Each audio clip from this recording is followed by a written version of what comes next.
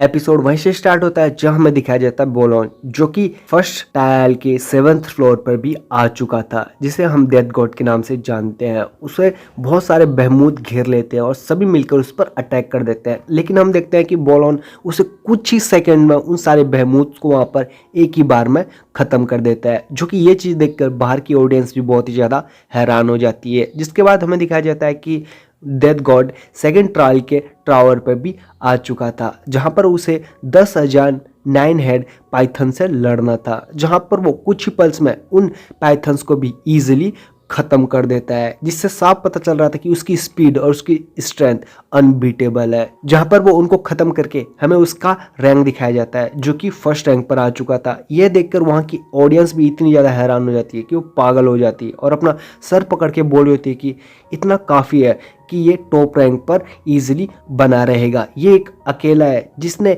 First trial के 7 tower को easily पार कर दिया है और इसके पॉइंट्स बहुत ही तेजी से बढ़ते जा रहे हैं। जो सेकंड प्लेस के बंदे हैं वो भी इससे बहुत ही ज़्यादा दूर है। वो तो अभी भी सेकंड और थर्ड टावर पर ही बिजी हैं। उन्होंने तो अभी तक सेकंड और थर्ड टावर को भी ढंग से पार नहीं कर पाया है। तभी हमें बताया जाता है कि जियानु यूनिवर्स किंगडम के रोंजुन और लूफेंग अभी भी इससे बहुत ही ज़्यादा दूर है। इन दोनों के बीच में गैप बहुत ही ज़्यादा बड़ा है। तभी हमें और लोगों को दिखाया जाता है जो कि अभी भी वहाँ पर फाइट कर रहे थे। तभी हमें दिखाया जाता है उसी होस्ट को जो कि बोल रहा होता है कि इस बार का जो सीजन है वो और सीजनों से बहुत ही ज़्यादा हार्ड रहा है। इस बार एनिमियों की संख्या और उनकी पावर और टाइम से बहुत ही ज़्यादा बढ़ी हुई है। जिसके बाद हमें उसी मास्टर को दिखाया जाता है जो कि बोल रहा होता है कि बहुत ही जल्दी इंसानों और अलग स्पीसीज के बीच में फाइट हो सकती है, तो मैं नहीं चाहता कि ये हम फाइट हारे। इसलिए ये जो ग्रुप की फाइट हमने रखी है ये एक असाइनमेंट या होमवर्क नहीं है जिन्हें इनको सिर्फ कंप्लीट करना है। हमें बस इनमें से कुछ टैलेंटेड लोगों को ढूंढना है ताकि वो फ्यूचर में इंसान की स्पीसीज को बनाए रखे और जो वॉर के बीच में मुसीबतें आएंगी उनको वो इजीली टेक डाउन कर सके। इनमें इतनी काबिलियत होनी चाहिए कि वो किसी भी तरह के एनिमीज और किसी भी पल लड़ने के लिए एकदम तैयार रहे। तभी हमें दिखाया जाता है लूफेंग जो 5th टावर पर आ चुका था, जिसे 100 मशीन्स रोबोट से लड़ना था, जो कि बहुत ही बड़े और बहुत ही ज़्यादा पावरफुल थे। जिससे देखकर लूफेंग अब तैयार हो चुका था और अपने चारों ओर हेवनली शटल का इस्तेमाल करते हुए उनसे बचने की कोशिश करता है, लेकिन वो मेगा रोबोट्स उनको कुछ ही देर में उस हेवनली शटल को ख़त्म कर देते हैं, जिससे उनकी स्ट्रेंथ का पता चलता है। तभी हम देखते हैं कि लूफेंग एक पंच से उन पर अटैक करता है, लेकिन उनका पंच भी लूफेंग से बिल्कुल कम नहीं था और वो लूफेंग को पीछे की ओर धकेलते हैं। तभी 2 मेगा रोबोट्स एक दूसरे से उस पंच से कुचलने की कोशिश करते हैं, लेकिन हम देखते हैं कि लूफेंग अपनी गोल्डन हॉर्न बहमूद के गोल्ड ड्रिल का इस्तेमाल करता है, जिससे वो वहां पर बच जाता है। तभी हम देखते हैं कि वो अपने क्लाउड रिटर्न का भी इस्तेमाल करता है, अदरवाइज वो उनसे बचना उसके लिए मुश्किल हो रहा था। जहां हम देखते हैं पैंथम को, जो इसका लड़ना भी उनके लिए मुश्किल हो रहा था। तभी हमें दिखाया जाता है बॉलोन को, जिसने ईजिली उन मेगा रोबोट्स को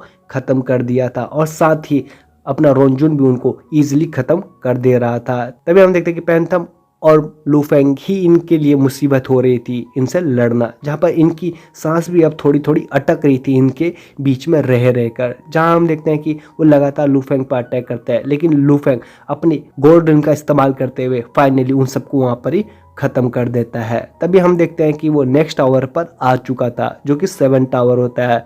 जहाँ पर आते ही उसे कुछ अजीब महसूस होता है और बोलता है कि न जाने मुझे ऐसी अजीब फीलिंग क्यों आ रही है, मुझे तो यहाँ पर रहकर बहुत ही ज़्यादा डर और बहुत ही ज़्यादा अजीब फील हो रहा है। ये मेरी ज़िंदगी में आज तक मुझे ऐसा कभी भी फील नहीं हुआ। तभी हमें बताया जाता है कि ये एक ज़ैक ब्रोड है, मतलब एक इंसेक्ट सिविलाइजेशन, जहाँ पर वो देखकर ये याद करता है कि अर्थ में भी तो सेम एक ऐसी सिविलाइजेशन है जिसे नंबर 31 दिया गया है। ये दोनों तो बहुत ही ज़्यादा सिमिलर है। आखिरकार ये है क्या, इसकी रियलिटी क्या है? अगर ये इंसेक्ट सिविलाइजेशन है तो ये आखिरकार अर्थ में क्यों अपेयर हुई है? जिसे देखकर वो ये चीज़ें सोच रहा था। तभी हम देखते हैं कि वहाँ पर बहुत सारे इंसेक्ट आ जाते हैं जो कि अजीब अजीब होते हैं, कुछ छोटे और कुछ उससे बड़े, जहाँ कुछ ही सेकेंड्स में वहाँ पर करोड़ों की तादाद में वहाँ पर इंसेक्ट्स आ जाते हैं, जो कि वहाँ पर लूफेंग ये चीज़ देखकर बहुत ही ज़्यादा हैरान हो जाता है। जहाँ पर वो सभी इंसेक्ट लूफेंग पर अटैक करना स्टार्ट कर देते हैं और लूफेंग भी अब उससे बचने की कोशिश कर रहा होता है, जहाँ पर वो अपनी गोल्डन डिसेंटेंट आर्ममेंट का इस्तेमाल करते हुए उनको मार रहा होता है, जहाँ अपने वो क्लोन का भी इस्तेमाल करता है ताकि वो जल्दी जल्दी इन सबको मार सके। लेकिन हम देखते हैं कि वो जितनों को वहाँ पर मार रहा था उतने ही उनकी तादाद बढ़ रही थी। जैसे ही वो मरे हुए को दूसरे इंसेक्ट खा रहे थे वो उनका इवॉल्व हो रहा था और वो पहले वालों से भी ज़्यादा पावरफुल हो चुके थे। तभी हम देखते हैं वहाँ चारों तरफ और भी एंड्स के अंडे थे जिनसे और भी ज़्यादा एंड्स वहाँ आ जाते हैं, जहाँ हमें पता चल रहा था कि इन एंड्स की तो संख्या खत्म ही नहीं हो रही। तभी हमें कुछ ऐसे एंड्स भी दिखाए जाते हैं जो कि लुफेंग की गोल्डी डिसेंट में आर्मेंट के नाइफ को रोक रहे थे। ये बॉडीगार्ड्स थे जो कि क्वीन के होते हैं, इन पर एक स्पेशल एबिलिटी थी। जिसके बाद हम देखते हैं कि अब लुफेंग अपने क्लाउड रिटर्न का इस्तेमाल करते हुए उनसे मार रहा होता है और उनसे बच रहा होता है, जहाँ पर वो थोड़ा समय लेता है और थोड़ा एनालाइज करते हुए बोल रहा होता है कि ये एंड्स के पास इनकी इंटेलिजेंसी बिल्कुल जीरो के बराबर है, लेकिन इनकी हाई क्वालिटी संख्या के कारण कोई भी एनिमी इनसे इजीली आसानी से नहीं जीत सकता। इन सबको कंट्रोल करने वाली क्वीन इधर ही कहीं पर छुपी है और यहाँ पर बहुत सारे ऐसे इंसेक्ट हैं जिन्होंने अपना सेक्रीफाइजर रोल दिया है, लेकिन स्टिल इनकी संख्या तो अभी भी